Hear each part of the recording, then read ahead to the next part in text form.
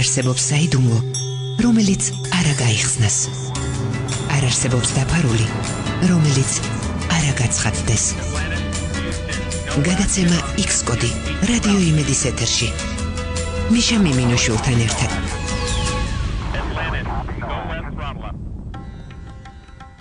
საღამოშიდობისა ქალბატონებო და ბატონებო, აიდად პარასკევი დღე ჩვენი შეხვედრისა რადიო იმედის პირდაპირ ეთერში სწორედ ამ დღეს პარასკევს 9:07 საათიდან 9 საათამდე გადის ჩვენი გადაცემა. გადაცემას ქვია X-კოდი, ხოლო მისი წამყვანი გახლავართ მე,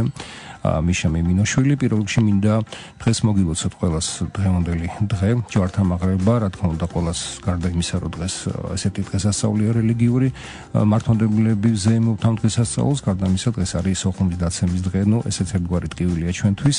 და ამასაც რა თქმა უნდა არ გილოცავთ, მაგრამ მინდა რომ ძალიან მალე მოგილოცოთ რა ვიცი აფხაზეთში სტუმრობა და რაღაცნაირად ჩვენი სოხუმის ჩვენებურად დაბრუნება შეიძლება ესე ითქვას, ერთგვარად ეს ჩემი დამოკიდებულება დღევანდელ დღისადმი გამოხატ. რაც შეეხება ჩვენ დღევანდელ თემას, ჩვენი დღევანდელი გადაცემის შინაარსის ფაქტობრივად იქნება გაგრძელება იმისა, რაც წინა გადაცემაში დავიწყეთ. მინდა გითხრათ, რომ წინა გადაცემით ფაქტობრივად X-კოდმა მესამე სეზონი დაიწყო რადიო იმედის პირდაპირ ეთერში. ყველას დიდი მადლობა მინდა გითხრათ აქვე აქტიურობისთვის Facebook-ზე გადაცემის გასვლის შემდეგ რამდენიმე შენიშვნაც გამომჟღავნდა, დაიწერა კომენტარები, დაიწერა შენიშვნები, დაიწერა სურვილები თუ რისი მოსმენა გსურდა, რაღაცნაირად აი ამ სურვილების გათვალისწინებით იგება ჩვენი გადაცემა და არა მხოლოდ ისე, როგორც ვამბობდი ხოლმე, რომ ჩვენი გადაცემა თავის თავს აკეთებს თითქოს რაღაც სუბსტანციასავით გამოყავს ხოლმე ჩვენი X-კოდი, თუმცა მინდა გითხრათ, რომ ჩვენ უფრო მეტად ვიქნებით აქტიურნი თქვენთან ურთიერთობაში. ჩვენ ძალიან მალე ალბათ შევძლებთ უკვე თქვენს ჩართვას პირდაპირ ეთერში, არა მხოლოდ Facebook-ის დახმარებით, თუმცა ამაზე ოდნავ მოგვიანებით, რამოდი ჩვენ რაღაცნაირ სტრატეგიას გადაცემისას დავხვეწთ უფრო ისე რომ უფრო მობილური იყოს და უფრო საინტერესო თქვენთვის და ბევრი რომ არ გავაგზავნოთ, თუმცა მაინც გამიგრძელდა, მინდა გითხრათ დღევანდელი მოგახსენოთ ჩვენი დღევანდელი გადაცემის შინაარსზე. ანუ ჩვენ ფაქტობრივად ისევ შევეცდებით გავცეთ პასუხი, რაოდენადაც არ უნდა ჟღერდეს აბსურდულად, იყო თუ არა უძველეს დროს, ანუ გამოიყენეს თუ არა უძველეს დროს ჩვენმა წინაპრებმა ატომური იარაღი. რაღაცნაირად ისევ მათ, ვინც ჩვენ გადაცემის პირველ ნაწილს უბრალოდ ჩვენ წინა გადაცემას არ უსმენ და გაიყიმება და კვლავ დაიბადება მუდმივი რაღაცნაირად ესეთი კითხვა, თუ რა სისულელებს ამობთხოვთ თქვენ ამ გადაცემაში, თუმცა მინდა გითხრათ, რომ ეს შესაძლოა ის, რაც ჩვენ გვეჩვენება სისულელს, შესაძლოა ის, რასაც ჩვენ არ ვკითხულობთ ოფიციალურ სახელმძღვანელოებში, არ ვიგებთ ოფიციალური სასწავლო დაწესებულებების მასწავლებლებისგან აი შინაარსს არ ვისმენთ, ყოველთვის რჩება ეგრეთ წოდებული კადრის მიღმა და რაღაცნაირად სწორედ აი ამით არის ჩვენი გადაცემა საინტერესო, რომ ის რაც არ არის პოპულარული, ანუ ის ვერსია, რომელსაც აქვს მეტნაკლებად ლოგიკური საშუალება, მეტნაკლებად არსებობის უფლება იმის გამო, რომ არსებობენ რაღაც სხვადასხვა არგუმენტები, ჩვენ აი ამას ვაჟღერებთ. მოხენჯდა, რომ იყო ჩვენი ერთ-ერთი მთავარი თემა, არა, მაგრამ ერთ-ერთი მაგალითი იმისა, რომ აი მოხენჯდა, რომ შინაპონი ნანგრევებისა და განსაკუთრებით ადამიანების ძვლების განლაგების საფუძველზე ბევრი მეცნიერმა ივარაუდა, რომ შესაძლოა, რომ უძველეს დროს ბირთვული იარაღი იყო გამოყენებული. და მინდა თქვა, რომ ეს მოხენჯდა, რომ ჩვენ ესეც შევარდქვი კიდეც პრეისტორიული დეტექტივი კვლავ გაუხსნელია, ძველი ცივილიზაციების დაღუპვის მიზეზი კვლავაც არის უცნობი და მოგახსენეთ მე ის თუ რა სენსაციური ვერსია გაახმაურეს ამერიკელმა მკვლევარმა დევენპორტმა და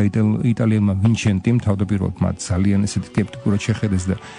მოდი გავანტიურისტებად მიიჩნეს, თუმცა გავიდა დრო და ამ მკვლევარს უკვე საკმაოდ აკადემიურად განწყებული მეცნიერებიც უკვე სერიოზულად ეკიდებიან და აი ამ მკვლევარებმა გამოთქვეს ვერსია, რომ ის რაც მიწასთან გაასწორა ეს უდიდესი მეგაპოლისი, ანუ მხედველობაში მოხენჯდა, რომ მიცვალებულების ქალაქი ასე შეარქვეს, ასე ქვია ინდოინთის აი ამ ადგილზე განლაგებულ, ოდესღაც განლაგებულ ქალაქს, სხვა არაფერი იყო თუ არა ძლიერი ბირთვული აფეთქება. ამაზე მათი აზრით მიუთითებდა შუშად ქცეული ქვიშების სიმრავლე, ასეთი მხოლოდ ბირთვული აფეთქების დროს გამოყენებული თერმული პროცესის შედეგად შეიძლება იყოს შეიძლება შექმნილიყო. ჩვენ დავასრულეთ ასევე წინა გადაცემა საუბრით იმის შესახებ, რომ დევენპორტი და ვინჩენტი თავის ჰიპოთეზას როდესაც წარმოთქვნენ ამ ჰიპოთეზას ეხმობოდნენ არა მხოლოდ მოხენჯოდაროს ნანგრევების ანალიზს,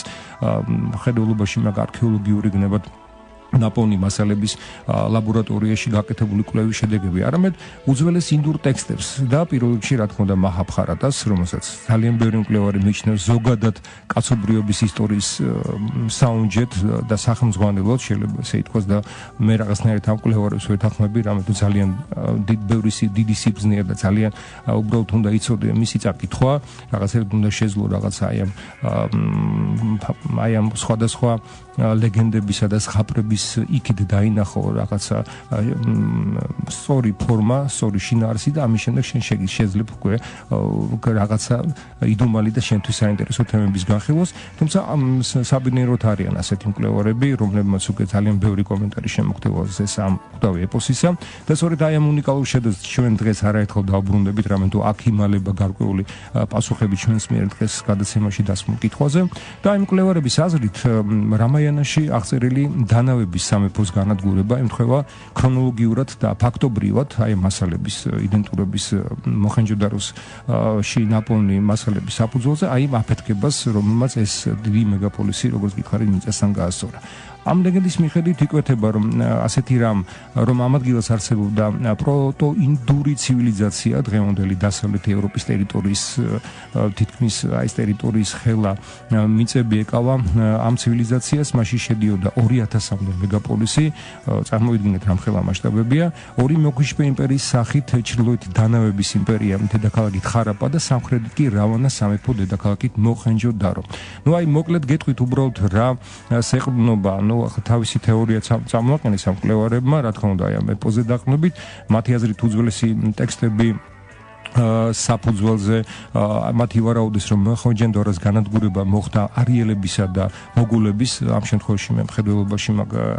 დრავიდების რასა. არიელები მათი აზრით ფლობდნენ ტერიტორიას, სადაც აი ზეციდან მოვლენ ნახევარ ღმერთები, კიდევ ერთხელ ამბობ, რომ ნუ გაგიღიმებათ, რამე თუ ჩვენ საუბრობთ რაღაც სერიოზული მკვლევარების სერიოზულ დასაფუძვებაზე, აი და რომელიც ასევე ლეგენდების სახით მოცემულ არგუმენტაციასაც ეყრდნობა. და მათი აზრით აი ამ ლეგენდის თანახმად ნახევარ ღმერთები დაინტერესებული იყვნენ ამ არიელების ტერიტორიით, რამე თუ ისინი აწარმოებდნენ სხვადასხვა ძალიან ესეთი ნედლეულის, წიაღისეულის მოპოვებით იყვნენ დაკავებულნი და ამ მასში მათ ეხმარებოდნენ არიელები, შესაძლოა მათ ერთმანეთთან ერთგვარი თანამედროვე რო თქვა კონტრაქტი ჰქონდათ გაფორმებული და გარკვეული ინტერესი ორივე ამ მხარეს ჰქონდათ. იმდენად რამდენადაც მოხენჯო-დარო არ ეკუთვნოდა არიელებს, თუმცა იქ საკმაოდ კარგი წიაღისეული მასალა იყო მათთვის, ვინც ამით იყო დაკავებული. ნახევარ ღმერთმა გადაწყვიტეს დახმარების ხელი გაემართათ არიელებისთვის, რომლებთაც აი ამ მოხენჯო-დაროში ცხოვრებ ადამიანებთან მათ ჰქონდა ძალიან ცუდი ურთიერთობა და რაღაცნაირად მოხდა ერთგვარი მათ შორის დაპირისპირება. დევენპორტი მიიჩნევს, რომ აფეთქებამდე, რომელიც განახორციელეს არიელებმა, 30 დღით ადრე მათ ადგილობრივი მოსახლეობაც კი გააფრთხილესო და რადგან ის მისასთან გასწორდებოდა და ბევრმა ეს თხოვნა შეასრულა, მაგრამ ნაწილი მოსახლეობისა მაინც დარჩა და სწორედ ამიტომ აიხსნებაო, ამბობს ეს მკვლევარი, ის ფაქტი, რომ ყველა გათვლებით დაღუპულთა რიცხვი მოხენჯო-დაროში უნდა ყოფილიყო 20,000 და არა 2,000 ქალაქის ან გრევის მასშტაბიდან გამომდინარე, იმიტომ სახლების ნანგრევებისგან გამომდინარე. ნუ თავდაპირველად ეს განათდა ზეცაო, შემდეგ ქალაქის თავზე გამოჩნდა უცნაური საგნებიო, რომელსაც მოქონდა სიკვდილი, მხოლოდ ამის შემდეგ მოხდა დიდი აფეთქება, რამაც გამოიწვია შენობა ნაგებობათა ნგრევა. ანუ მის თქმა მინდა, რომ იკვეთება ერთგვარი სურათი იმისა, რომ საქმე გვაქვს სხვადასხვა ცივილიზაციებს საომარ მოქმედებასთან, რომელიც მთავარი მიზანია დედამიწა და მისი რესურსები. ნუ ასეთი გახლავთ ამ მკვლევარების აზრი, თუ რამდენად ეკრნობა ეს მეტნაკლებ, რამდენად ლოგიკურია მათი ეს მოსაზრება, ამას ჩვენ დღევანდელ გადაცემაში რაღაცნაირად შევეცდებით რომ ავხსნათ. ახლა რადიო იმედში საინფორმაციო გამოშვების დროს შემდეგ აი საინტერესო თემით ფიქრობთ, კვლავ დაბრუნდებით რადიო იმედის პირდაპირ ეთერში.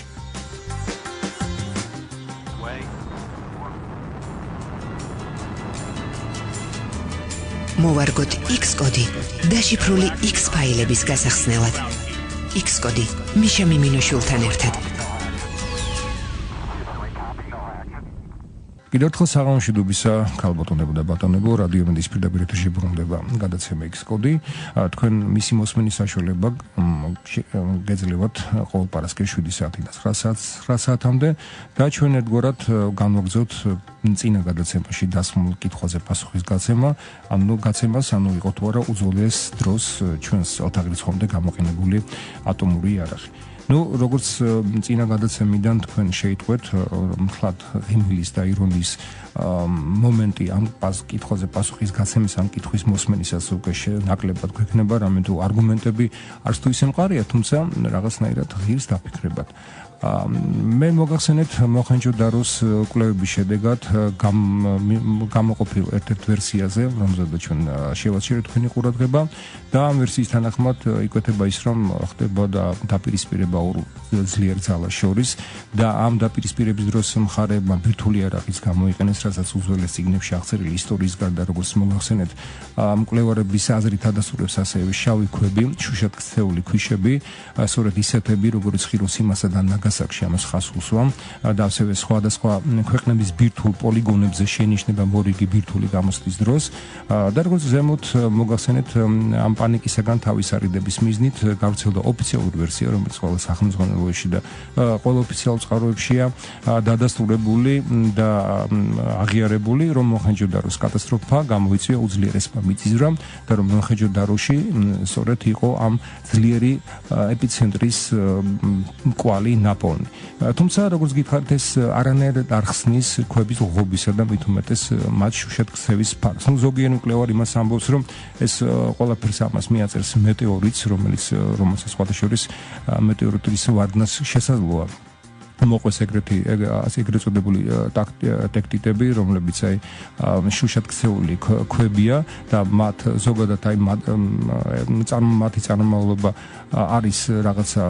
ზეციური, იმ გაგებით, რომ ძალიან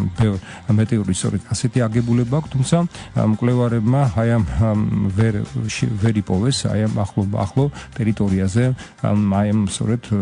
აი ამ მეტეორიტის ვარდნის კვალი და ამიტომაც ეს ვერსიაც მეტნაკლებად უკვე საფუძველს არის მოკლებული. ზოგიერთი მკვლევარი შეკითხვაზე თუ რატომ განადგურდა უძველესი ცივილიზაცია, პასუხის გასაცემად მივართავს არა მხოლოდ აი მახაბხარატას, არამედ ძველ შუმერულ ფირფიტებს, რომელიც გაშიფრვა ზოგიერთმა მეცნიერმა მიუხედავად იმისა, რომ ძალიან რთული საქმეა, შეძლო და იქ აი ამ გაშიფრული ტექსტებიდან გებულობთ, რომ აღწერილია თუ როგორი სერიოზული დაპირისპირება მოხდა უზენაესი ღვთაების ანუს, ორვაჟს, ენკისა და ენლილას შორის, წარმოიქმნა კონფლიქტი, ხედავთ რაღაც ანალოგიური სიტუაცია ის მახაბხარატაში აღწერილ ეპოსთან, რომლის მიმდინარეობისას ხალხობაში მოხდეს კონფლიქტი, ენლილმა შავი ფრინველების დახმარებით ამას ხას უსვამ, სხვადასხვა ჩვენ საუნდტრეკში გაიჟღერებს ბიტლების მიერ შესრულებული კომპოზიცია Blackbirds, ესეც რა თქმა უნდა უბრალოდ ახდება ჩვენს გადაცემაში და იმის თქმა მინდა რომ აი ამ ენლილმა შავი ფრინველების დახმარებით სესხოვანი წვიმა დაუშვა ენკის მომხრე ქალღმერთ ინანას გასანადგურებლად, რომელიც სწორედ მოხენჯო-დაროს ნანგრევების ადგილზე, ანუ მდინარე ჰინდის ნაპირებთან იყო დისლოცირებული და ეს უკვე არქეოლოგიურად არის დადასტურებული. შავი ჩიტების ეგრეთ წოდებულმა რეიდებმა ინანას ფორპოსტები მიწასთან გაასწორა და მოწინააღმდეგეების შორის დროებითი ზავი ჩამოწვა, რა თქმა უნდა, იძულებითი დროებითი ზავი. ეხლა ძალიან შორს აგვიყვანს, რა თქმა უნდა, შუმერული მითოსის გაშიფრვა, უბრალოდ იმის თქვა გვინდა, როგორც ხედავთ შუმერულ ლეგენდებშიც კი იკვეთება ზემოდან ჩამოვარდნილი იარაღის კვალი, რომელმაც მიწასთან გაასწორა მთელი სამყარო. თუმცა დღეს ჩვენ თქვენს ყურადღებას მხოლოდ მოხენჯო-დაროზე არ შევაჩერებთ, სხვა არქეოლოგიური ანალიზის საფუძველზე შევეცდებით თქვენთან ერთად მოვიძიოთ რეალური საფუძველი ჩვენთვის და თქვენთვის, უბრალოდ ჩვენთვის მეტად უცნაური ჰიპოთეზის დასაჯერებლად, რომელიც ამტკიცებს, რომ ძალიან დიდი ხნის წინ დედამიწაზე, მაშინ როდესაც უძველესი ცივილიზაციის წარმომადგენლები სახლობდნენ ჩვენს პლანეტაზე, გამოყენებული იქნა ბირთვული და მასობრივი განადგურების იარაღის სხვადასხვა ხასიათის გამო სხვადასხვა სახეობანი.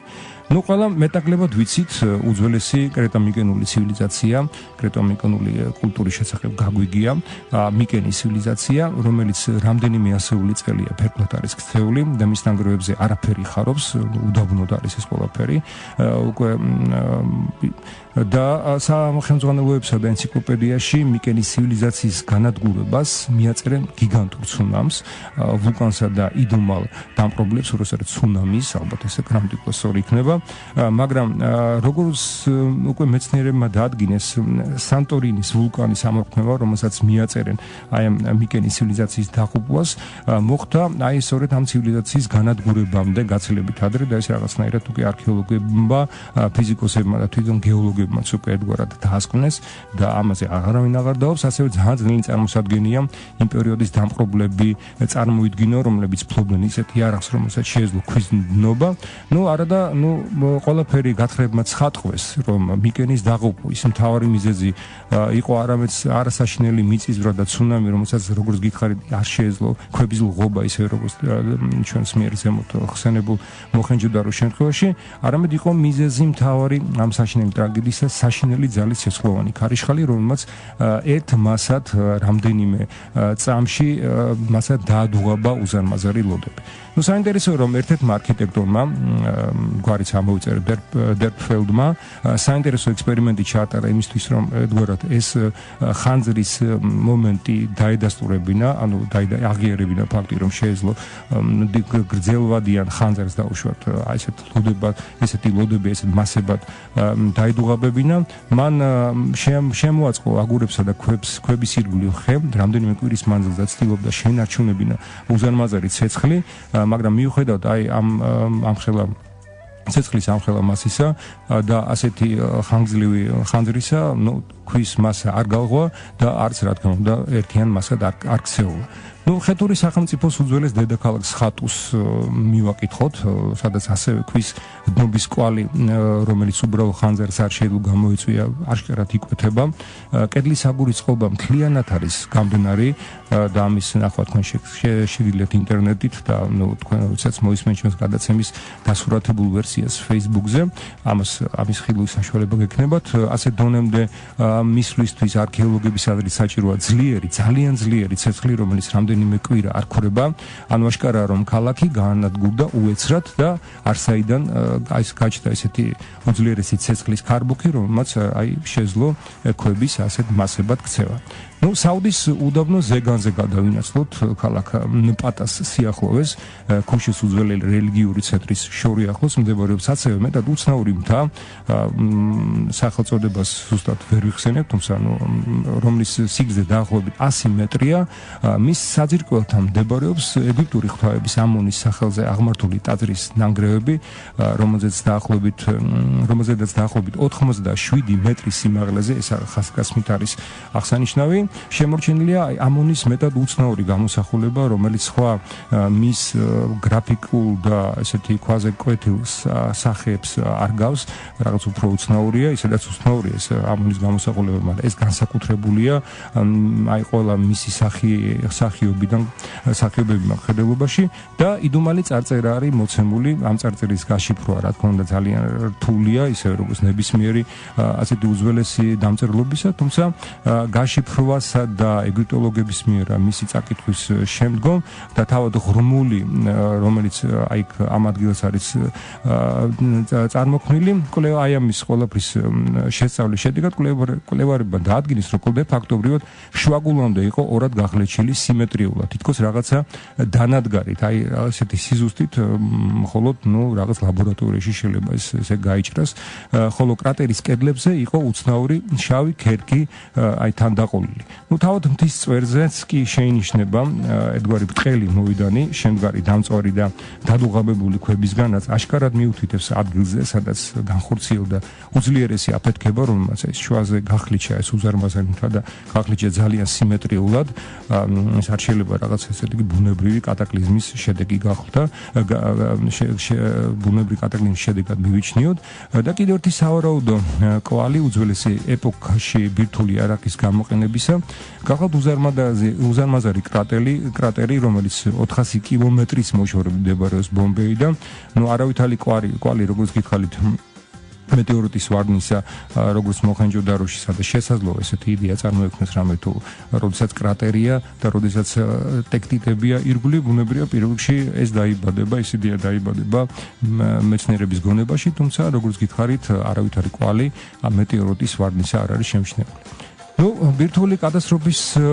ერთგვარ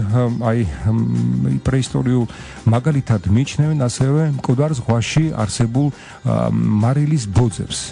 მათი აზრით ის რაც მოხდა, ყველამ ვიცით, ყველამ გაგვიგია, ის რაც მოხდა სოდომსა და გომორში, სხვადასხვა სტრაბონსაკის თავის გეოგრაფიაში აღწერილი და ერთ-ერთ გარდა იმისა, რაც ჩვენ ვიცით, იმის